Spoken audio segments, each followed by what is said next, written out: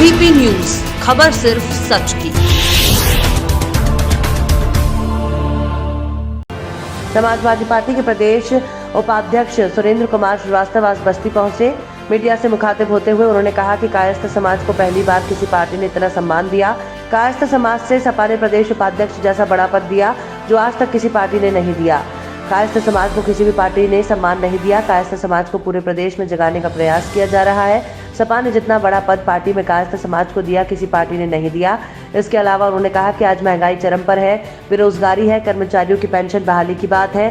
सपा की सरकार बनते ही सारी समस्याओं का समाधान किया जाएगा। बीजेपी सिर्फ हिंदू मुस्लिम करती है, इनके पास कोई और मुद्दा नहीं है। आज महंगाई से लोग त्रस्त हैं। सिलेंडर का दाम 1000 पहुंच गया। इन लोगों की कथनी और करनी में फर्क है। सपा सरकार ने जितने भी विकास के काम किए, ये लोग उसका फीता काट रहे हैं। देखिए, हम लोग जो जनता के बीच में जा रहे हैं, मेन पहली बात तो हम कायस्थ समाज की करने आए हैं कि कायस्थ समाज को 5 साल की सरकार में या उसके पीछे भी हम लोग उठा लें तो कोई भी पद या पार्टी में सम्मान किसी भी पार्टी ने नहीं दिया है।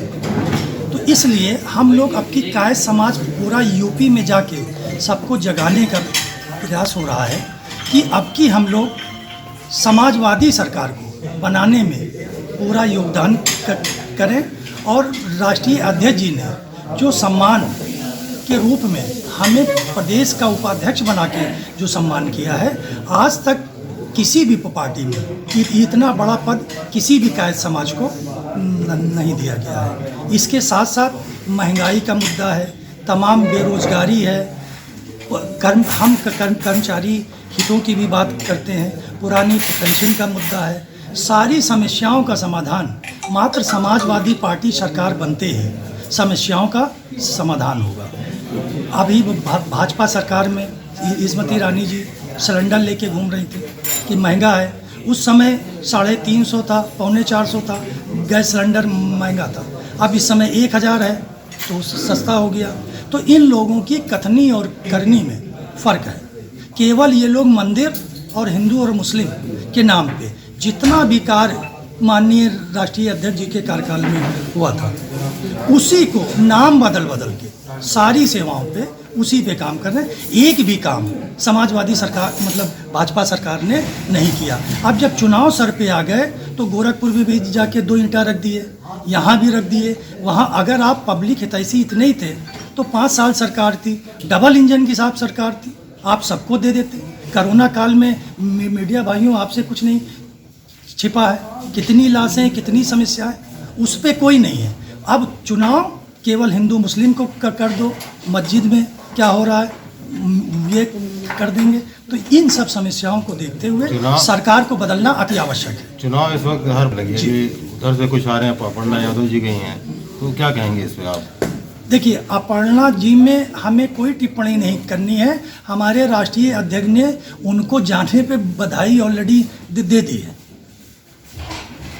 जो आदमी हम लोगों पे सपा सरकार पे ये आरोप लगता है ना कि हम लोग यादववादी हैं या हम लोग जातवादी या वो है, अपर्णा जी गई हैं, इसके मतलब राष्ट्रीय अध्यक्ष जी ने जब उनको बधाई दे दी तो बस बात खत्म हो गई। अब हम लोग उस पर क्या आखिर में कायस्थ समाज अब तक क्यों पिछड़ता रहा जी, क्या कारण था? हाँ, इसका कई सरकारें आई गई, उसमें अभी तक याद क्यों नहीं है? क्यों अब की बार कायस्थ समाज आप? जी ठीक है। हाँ, इस पे एक एक्चुअल में भैया ये है कि कायस्थ समाज सदैव, अगर हमारे पत्रकार बंधु होंगे तो समझेंगे, कायस्थ समाज हमेशा इन सब चीज़ों से दूर रहा। उसका प्राथमिकता थी नौकरी, और नौकरी पा गया तो ऑफिस से छूटा, सीधे घर, बच्चों में बाल, वो इन सब चीज़ों से। और जब चुनाव आता था तो जो उसको बेहतर लगता था उसके हिसाब से वो जाके उनको अपना मतदान कर देता था। इसी प्रकार जो युवा थे उनको नौकरी के अतिरिक्त बिजनेस में नहीं जाने देते थे। पर इधर 10 सालों से कायस्थों को ये लगा कि हमारी भी परसेंटेज है, कुछ हमारी भी राजनीति में भागीदारी हो तो हमारा कोई सुनने वाला हो।